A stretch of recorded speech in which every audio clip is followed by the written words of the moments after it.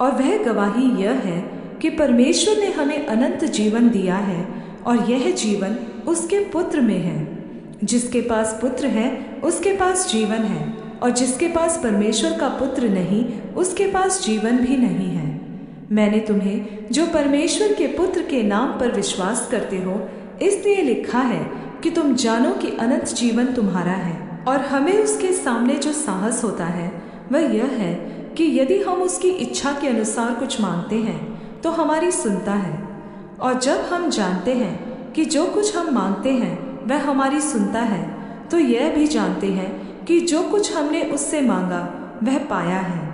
यदि कोई अपने भाई को ऐसा पाप करते देखे जिसका फल मृत्यु न हो, तो विनती करे, और परमेश्वर उसे उनके लिए जिन्होंने ऐसा पाप किया है जिसका फल मृत्यु न हो जीवन देगा। पाप ऐसा भी होता है जिसका फल मृत्यु है, इसके विषय में मैं विनती करने के लिए नहीं कहता। सब प्रकार का अधर्म तो पाप है, परंतु ऐसा पाप भी है जिसका फल मृत्यु नहीं। हम जानते हैं कि जो कोई परमेश्वर से उत्पन्न हुआ है वह पाप नहीं करता, पर जो परमेश्वर से उत्पन्न हुआ उसे वह बचाए रखता है, और वह दुष्ट उसे छूने नहीं पाता।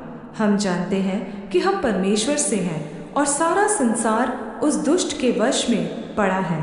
और यह भी जानते हैं कि परमेश्वर का पुत्र आ गया है, और उसने हमें समझ दी है कि हम उस सच्चे को पहचाने, और हम उसमें जो सत्य है अर्थात उसके पुत्र यीशु मसीह में रहते हैं। सच्चा परमेश्वर और अनंत जीवन यही है।